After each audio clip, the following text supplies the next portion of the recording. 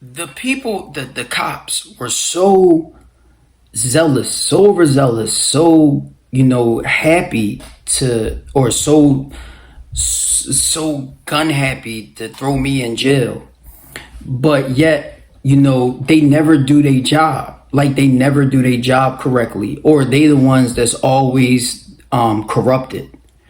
And we see that. That's why I kept putting this stuff about the cops selling guns on the screen, because that's all these police officers are. You very rarely find a cop that's actually a good one. You know what I'm saying? Because the job breeds corruption the same way as lawyers and judges and things like that. The job breeds corruption. And when I put the cop, being overzealous, when you look at my case, it's crazy how you can look at my case and you can see on one page of the statement, the witness, the lying bitch, say that she never seen me with a gun. And then the next page say that I had a gun. This is insane shit. And the fact that he was cool with continuing on and allowing this to transpire, like he didn't even question it. He never questioned it. And if you look at, if anybody reading my discovery and looking at the evidence and stuff like that, it's obvious how sickening it is when somebody has a case pinned on them, when they are set up and stuff like that. This is sickening. This is sickening work. But yet, this happens every day. This doesn't just happen every day. This happens multiple times, multiple states, multiple cities. This is so common that it like everything has to be revamped, because this is so common. And what it's done is it leaves every city open to be sued. So now you have these cops framing people of shit that they're doing. They selling guns, they doing illegal shit, falsifying evidence and shit like that, doing all this dumbass shit. They doing it, setting other people up, innocent people up, so that when the people finally get, like I did, get evidence and proof of it and sue them, they're like, oh, you know what, all right, we'll just give him $1 million and we'll get him out the way. But guess where the $1 million come from, y'all? Guess where all the money, all the people that sue, police officers, police and the city and stuff like that, when they were malicious, illegally incarcerated, or what they call wrongful convictions and stuff like that. Guess where the money comes from? Out our pockets. Out of the taxpayers' pockets. So meanwhile, we got these damn cops that we already pay. We already pay their salary. So we're paying for them to go out and pin crimes on people, and then turn around and then pay for the money that they get sued for. Tell me how retarded this is. Think about that for a second. We pay the cops to protect them, to serve us. They walking out here selling guns, framing people, doing all this corny shit. They get sued, as they should, for what they do. And then they turn around and not only this cycle will always continue, because nothing happens to them. Nothing happens to them, y'all. Nothing. They don't even have money taken out of their own pockets. It comes out of our pockets. This is crazy shit. This is crazy shit. But guess what it is? This is our society. This is our society, y'all. Exactly everything that's why I said I wanted to show people the microcosm of what I went through. Because I wanted people to start to see what this world has turned into. Not turned into, because this world has always been some shit. And I used to do a lot of studying across the board on philosophers and stuff like that. I studied philosophy for years since I was a kid. And I made a joke inside my house. I said that the best period of thinkers was definitely like the Rene Descartes era, the Schopenhauer, the Nietzsche, the Dostoevsky, the Blavatsky's, the Lenin, the Marxian. I talked about that era, right? And I talked about that era of thinkers were so instrumental in the progression of humans, you know what I'm saying, of the progression of these thinkers. And now we don't have no thinkers. Like if you look at society right now, we have no thinkers. And the sad part is the philosophers, not only were they thinkers, but they were, most of them, if not all of them, almost all of them, were super good people. I mean, we're talking about people that were always aware of the decisions that they made, whether they were using reason or they were using instinct, because a lot of the philosophers are split on that. If anybody knows about philosophy, you understand that a lot of philosophers are split on using reason or instinct. And reason obviously being something that's very important in philosophy. Reason is something that's very important. I'm not going to go into what reason really is. But it's very important in philosophy. This is actually what they will call the apex of thinking. But the reason why, if you look at our society, the reason why we are failing in so many aspects socially is that there's no great thinkers anymore. Most of the people walking around this joint is about as stupid as shit. I mean, I'm talking about real stupid. And I don't mean stupid, like, I don't want to play people like in the sense like, yeah, you smart enough to, you know, to do your job. You smart enough to get a paycheck. You smart enough to do all this type of stuff, right? To feed yourself, to not die. You know what I'm saying? But as far as leading a society into a place that's not the burning house, because that's what Dr. Martin Luther King said. Dr. Martin Luther King said that he was afraid that he was leading his followers into a burning house. Y'all understand that?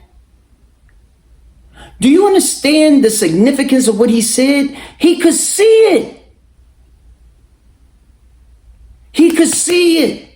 He saw the effects of what was happening with the civil rights movement, with the desegregation, with integrating whites and blacks together. Look what it did to our communities. The only problems I've ever had in my life was from you niggas. Not from nobody else. It wasn't like white bulls was robbing me or fucking my girl or setting me up and shit like that. They wasn't white. They wasn't racist white people. Now the racist white people put me in jail, and sentenced me and stuff like that. But socially, oh no. Socially, the ones that talk behind my back, the ones that slandered my name, the ones that tried to do everything that they could to assassinate my character. Oh no. That was done by blacks. That was done by people in my neighborhood that I grew up with, or, you know, out my neighborhood, but either way, they look like me. So what does that say? Because most people gonna say, you know, if you have all these problems, you should start looking at yourself. All right, let me start looking at myself. All right, let me start looking at myself. Great. Every time there's a problem, I'm the friend that they come and get. Every time they need money, I'm the one they come to see. When my girl when she felt so overwhelmed, she felt so overwhelmed by her master's program and she couldn't work and do the master's program herself and graduate, who did she come to see? Who paid all the bills? When a lot of the homies that I grew up with, some of the dudes I didn't even grow up with, when homies I was friends with for only a little bit of time died, got killed, got they self killed. Not they self killed or whatever, they died or whatever. When they died and their family couldn't bury them, who was giving them money? This is wallahi. Who was giving them money? Who was giving the mom money? When my homie got booked, who gave the mom money when she was doing the fish fry at Moet or whatever, the old Moet that was on Erie Ave? Who was giving her money then for his legal defense? This is how disgusting we are. I should say you are, because I shouldn't even say me, because I was the one doing that. That was what I was doing.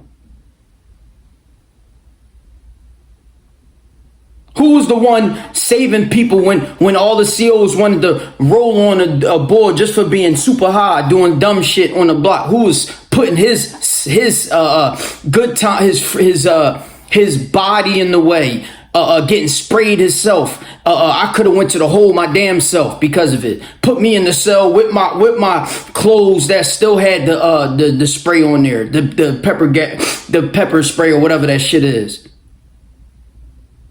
Who was the one that was doing that? When they wanted the beating for fun. For fun. He wasn't no threat. They wanted the beating for fun. They wanted to whoop ass that day.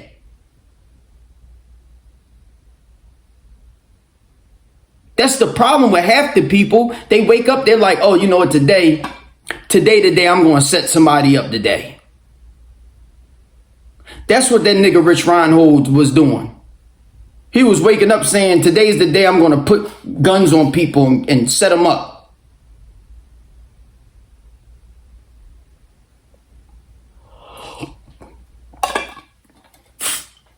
And people wonder why society is like this. This is easy shit to predict. This is easy. Anybody can predict this. I could tell you when you have, I'm gonna show you clips of, When I said that the people were overzealous, I'm gonna show you a clip of what the FBI lady said about the FBI with the guy that drove into the crowd on New Year's. How they was like, oh, if he was on somebody's radar, we better not know about it. That's the problem. Because she was saying you was too busy focused on them January 6th protesters, giving them misdemeanors and giving them 10 years for a misdemeanor. I sat in jail fighting my case for 5 years. 5 years incarcerated. Innocently. Imagine what that does to a person. Meanwhile, you bitch ass niggas is out here like this. Ain't doing shit but setting people up. You ain't catching people. Bitch ass. And then she says it. She says, while you were so busy focused on the misdemeanor people, Bull sat there and rolled over 15 people. I agree. I totally agree with that FBI lady. Because that's the problem. That's the problem with America right now. Y'all not looking at yourself. You're not looking at them cops. that's fucking planting evidence, that's walking around shooting people, killing them, doing all this dumbass shit, and then be wondering why people be ready to snap. Oh, I don't have to wonder. I know I don't wonder at shit like that. I never have to wonder. Not me. I know what's up. I know what's up. So I'm going to show you a clip of that. Justice. Right. I picked up a few things from this press conference as well, and I have to agree with Paul. When the ASAC Alethea Duncan, I actually know Alethea. She was actually in FBI Miami in the beginning of her career. She mentioned that this Jabbar was not, they do not believe that Jabbar was solely responsible. My personal intuition is that Jabbar was not solely responsible. I think this is probably a very well orchestrated and complex attack. But one thing I definitely picked up on was when Senator Kennedy said, look, we're going to give you time to conduct this investigation. And we want to be fair because you can't compromise an investigation. That is true. You always hear it's an ongoing federal investigation. We can't give comment. And sometimes that's them trying not to be transparent, but sometimes it really is legitimate and you do need to keep it confidential in order to not destroy getting information that you need. But it would not shock me if this individual was on someone's radar at some point. And the fact that he is demanding clear transparency, that's what Americans deserve. And it's very tragic that this occurred. Thankfully, we have not seen something like this in the, very recently in the United States. But what I can tell you is having worked for the FBI and having left the FBI, they gave full resources to January 6th capital violence offenders, misdemeanors, and treated them with the highest level and full force of the federal government. And I sat there and watched that occur, and I sat and I said, there's got to be some very serious terrorist activity going on behind the scenes. I sure hope that the FBI is allocating those resources towards something like this. And again, I cannot say that there's a clear, link, but what I am saying is that the Americans do deserve full transparency. The FBI does deserve to have time to conduct a full investigation, but this is what we need to be focusing on, and we cannot say, January 6th Capitol violence, it is still on the homepage of the FBI's website almost 4 years later. And I sure hope that this was not on the FBI's radar, because if so, there will be some serious questions that have to be answered, because I can tell you how many resources they have dedicated towards other misdemeanor offenses when something like this was in the works. All right, let's bring Paul back. And when we have a world, right, where you have your senators, lawmakers, these type of people, these people so fucking corrupted, if they not doing something as little as stealing money, and I say this as little, but when they stealing money, they stealing taxpayers' money. So we being taxed and squeezed to death. They over here pinching the money, acting like they sending $2.4 billion over to Ukraine. No, they might be sending $2 billion over to Ukraine. They pocketing 4 million. You know what I'm saying? I'm sorry, 400 million, because that's 2.4 billion, so that's 400 million. Themselves, spreading it amongst their other greedy, corrupted ass fucking people that's in their little group. And guess who's paying for it?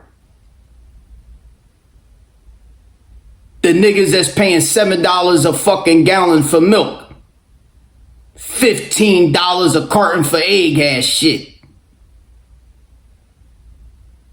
$5,000 a month for rent ass shit.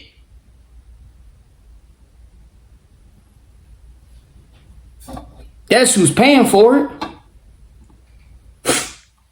That's the problem. People they act like the money be growing on trees and shit. We printing off all this money. We like, oh, it's never going to end. This money, it's never going to end. That money don't mean shit. We the ones paying for it with our blood, sweat, and tears. We is. We being squeezed. Y'all don't see it? Y'all don't see us being squeezed? See, that's for minorities, for our communities, it's way worse. It's way worse. And that's a big deal for us. That's a big deal for us because we don't have no unity.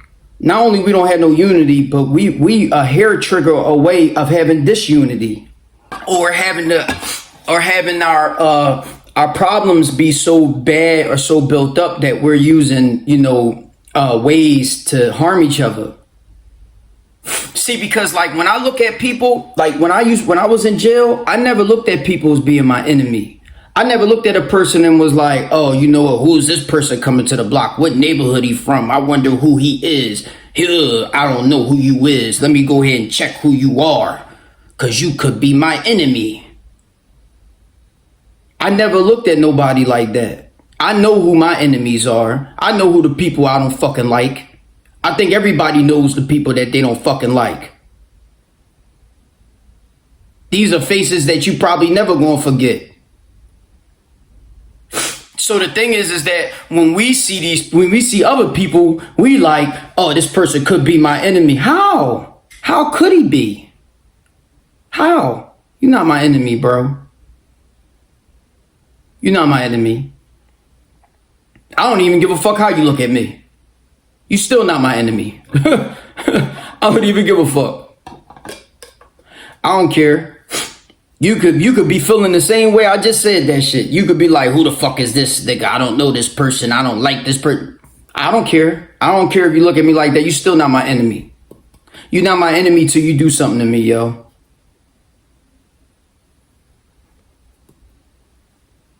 And that's serious, because that shows me your character. I'm going to judge you by the content of your character. Dr. Martin Luther King said he has a dream that a day that his kids will be judged by the content of their character and not by the color of their skin. And that's how you would judge a person, by the content of their character. So I'm gonna judge you, and I'm gonna judge you and see what you do. I'm gonna see what type of person you are. This is how you will become somebody I would deal with, or somebody I wouldn't deal with. But I'm not going to automatically just not deal with a person because But that's what we do. This is what we do. This is how we as minorities engage each other. This is a big problem in our communities, for sure. And our structure, the way the world is shaped, the way the world is created for this type of confusion. Because automatically, you've been through so much pain, you've taken so many losses, you're like, I'm not taking no more losses. I understand that. It's cool. I understand that. I feel the same way. I'm not taking no more losses at all. At all. Not at all either. Right? But the thing is that this world is structured where for a good person, for a good natured person, like when I mentioned in the last video about having a side of myself that's so pure is dangerous for me. That side has opened his arms, his heart to people that have stabbed him in the back, that almost killed him multiple times. So that side, I have to be mindful of that side, because I know that side is so good of a person that he would kill me. He'd kill me, not on purpose, but out of the sheer goodness of that person, how he is. He's just super giving, super forgiving, super loving. That person, that side of myself, that purity side of myself, like I love that side. So I protect him for real. I know that side. That's who I am. That's what type of person I am. But I also have to protect him. Because for some reason, this world, and I know people can understand this. If you're a good person, you would know exactly what I'm talking about. This world is created to destroy that side. How dare you be loving? How dare you be a good person? How dare you be giving? When I was when I did I remember when I read on Dostoevsky, and I just got reminded of it today. He had a book called The Idiot, and I didn't read his book. I didn't read this in a book. I'm sorry. I read his writings or his teachings in one of those like collector books things where it has all the philosophers in one, and it talks about the different philosophy eras and stuff like that. And what Dostoevsky, he wrote about in The Idiot was he talked about how not only this world isn't built for good people, like what I just said, right? But he talked about good people being fools. And he talked about how good people could be viewed as fools, where they're super trusting. And because they're super trusting, they do foolish things. Like what I did, like trusting my ex to be a good woman when I saw the signs of her being a piece of shit. Like trusting her to be fit to be a wife when I saw that she was a hoe.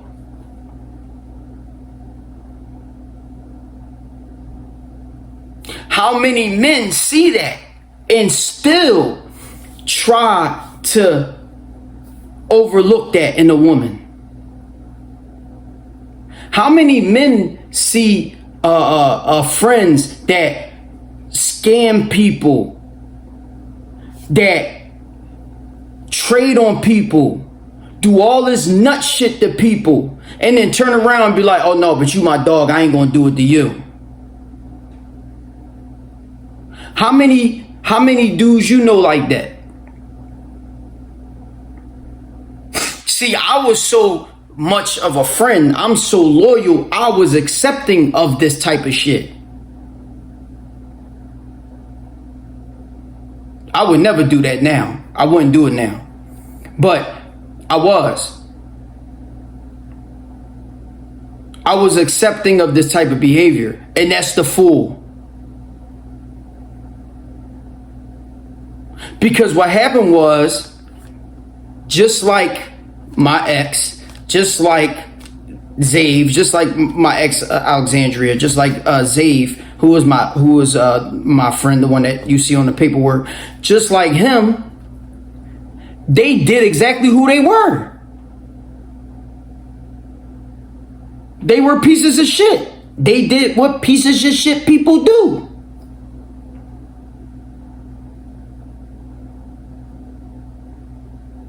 And what it did was it challenged the good part of me. It challenged the good part of me. I ain't even gonna lie to you. This is part of the foolish, because in The Idiot, in the book on The Idiot with Dostoevsky, what the guy did was, I think his name was Rogozin, something like that. Rogozin, almost like the Wagner bull Prigozhin, but it's Rogozin. What the bull did was he forgave people, and forgiveness for me has always been hard for me. I want revenge. Fuck all that. So forgiveness was always hard for me. So it makes sense where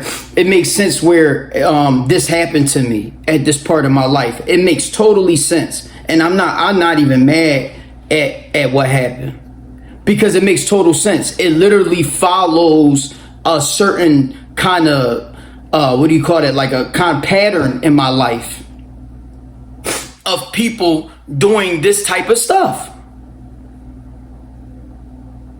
This ain't come out of left field. This is normal. This is normal shit. I can't even tell you how many times I've been set up.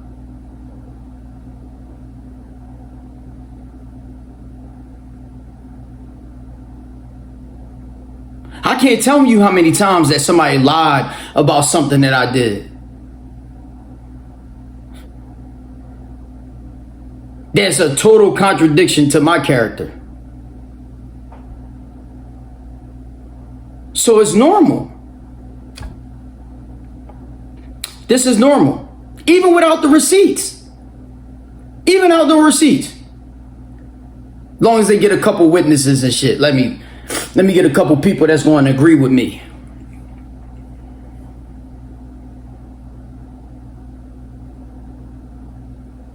Because one thing I start to understand now, especially by this world now being built for good people, is the good people are beyond outnumbered. Beyond outnumbered. It's not even no competition. Good people are beyond outnumbered.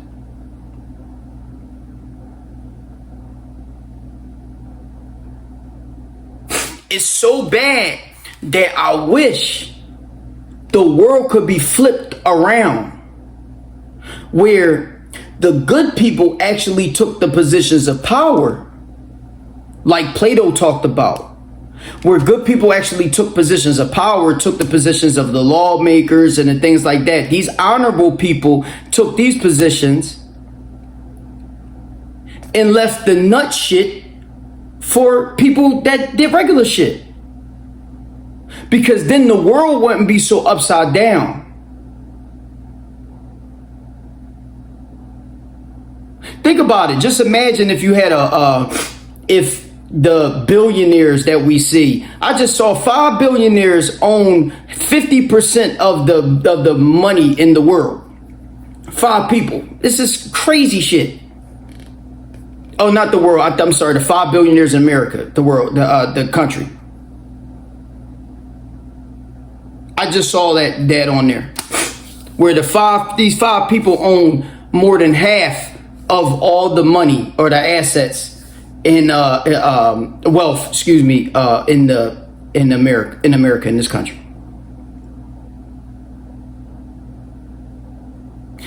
Can you imagine if those 5 people were as good as the prophets?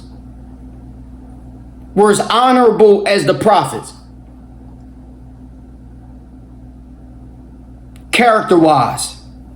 Where you know that them people didn't steal, weren't corrupted, didn't lie, wasn't pieces of shit.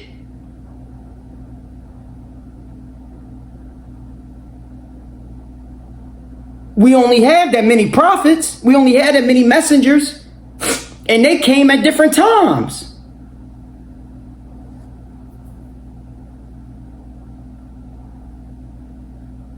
This is how sparingly good people are on this earth. Where God just like, fucking, I'm gonna send prophets there, messengers down at different times. They'll be the best of people. I know I'm one of them. I know I come from that lineage. I know that for a fact. I know that because I know the life I lived. I know the decisions that I've made. And I know how I felt when I made those decisions.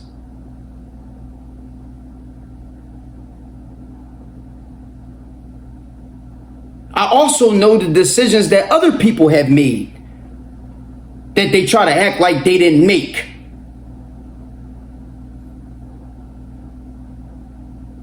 The positions that they put me in. And I know that there's people that are looking at this joint that understands exactly what I'm talking about. Because I know I'm not the only good person left on this planet. I know I'm not. I don't have to believe that. I know I'm not. But we are highly outnumbered. We're highly outnumbered.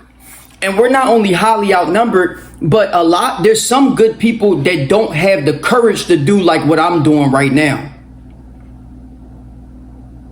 Because what I'm doing right now with like showing my paperwork, with explaining the things that I went through, with calling the police out, telling them that they pieces of shit. They know they pieces of shit. By talking about my ex being a piece of shit, she knows she's a piece of shit. By talking about Zave being a piece of shit, he knows he's a piece of shit. By talking about these situations, what I'm doing right now is I'm putting my business out there. I'm exposing myself to criticism. I'm exposing myself to scrutiny. Right? But I have enough courage to not give a fuck. And most of the courage is not really my courage. I can't even take all the credit from that because I'm standing on something that is right. Because it's bigger than me.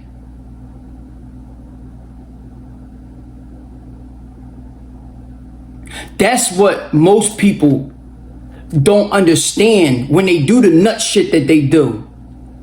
That when they do it, they're tearing down something that's bigger than them off of their selfish ass decisions that they want to make. They're tearing down something that is more purer than them.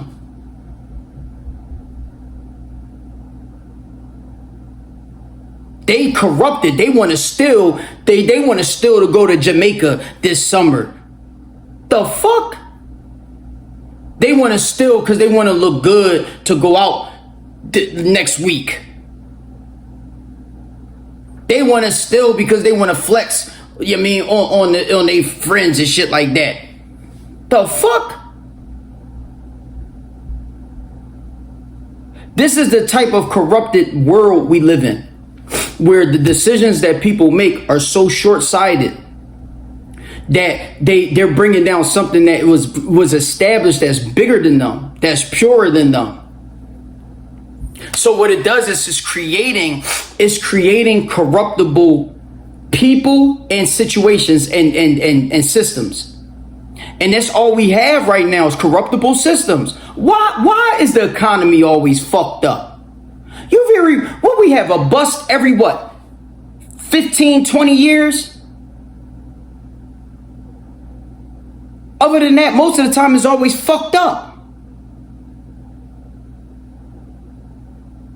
We at a part right now in humanity where humans are the most fucked up that I've ever seen. In my years on this earth. I've never seen humans this fucking debauchery. I've never seen it this fucked up. And I don't care what nobody say about, well, maybe you need to positively think and all that stupid shit. Oh no, fuck all that. Let's do the numbers. Let's say this. How many people getting married right now? This is the fucking numbers that we could keep track of, right? How many people getting married right now? This has something to do with our social structure, right? This has something to do with how many people can trust, how many people can open themselves up to not love themselves, to love more than themselves. This is a big deal to me because when I see people not wanting to get married, this shows me that nobody can trust each other. Nobody trusts each other enough to do this type of shit. That shows me that everybody loves themselves too much.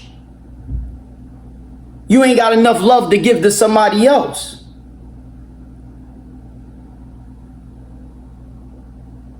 So I want to see it. So let's see the numbers, right? Huh. Not only motherfuckers not getting married, the people that was married getting divorced. And this is not just a minority community. This is everybody.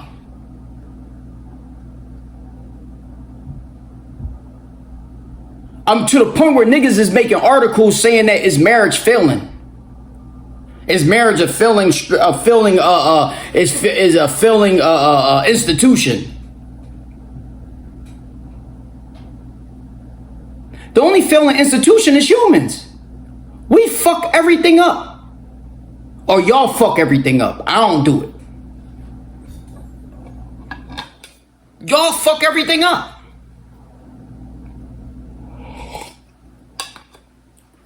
That's all you doing is fucking shit up. That's all y'all doing. What y'all not fucking up? That's why we more concerned about AI taking over and destroying humans. No shit. If I was AI, I would destroy y'all too. The fuck? Think about it. Think about it for a second. You AI, you looking at humans being fucking, and they're not even smart. This is how corny you is. You so fucking greedy that the shit you do is so self-serving, it's stupid.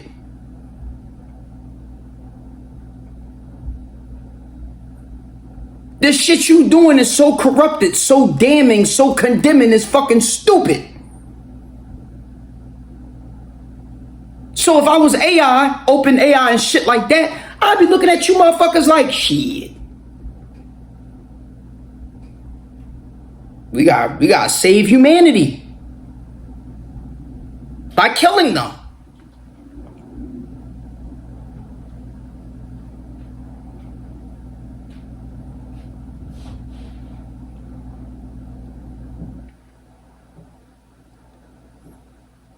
When in the story in The Idiot, right? One of the biggest issues that they had too was everybody was uncertain. Like, that was one of the things that I know separated me from the friends, my friends, what type of friend I was to my friends, or what type of man I was to my ex. I wasn't an uncertainty type of person. I made decisions, and that's what it was. I didn't have to be uncertain. My decisions were good. They were morally correct, or whatever you want to call that type of shit. So I didn't have to double check them. But the problem is, like, even in the story in The Idiot, that was one of the things that was an issue, that people were uncertain. It was an uncertainty. And that's what we see in this world. The world right now, they're like uncertain. The people are uncertain. There's an uncertainty principle in math. People are uncertain about the shit that's going on. And good people are not uncertain. Plato was cool. Like, you could see the philosophers, they were cool with it. They could give a fuck less because they knew that what they were doing was right. So it wasn't no uncertainty. I definitely want to finish touching up on how our society, right, is shaping the next generation on coming up and how it's destroying it along the way. Like what I talked about, the social institution of marriage, and like I would talk about like how Travis Hunter was doing, what happened with that situation. Like watching people have their reality destroyed because of other people's greediness or selfishness or hatred. That's literally the type of world we live in. Like, this is what it is. All because of you people. Decision making has turned into almost like who wants to be the biggest loser? Who wants to be the biggest loser? Where you don't care about anybody else. Like, nobody else matters to anybody else. This is a me world. And I'm gonna talk about the downfalls of that. I'm gonna talk about the downfalls of that, and I got it from our religious text. So I'm gonna bring this joint back up. I'm gonna get into that, but this joint kind of ran too long, so I'm going.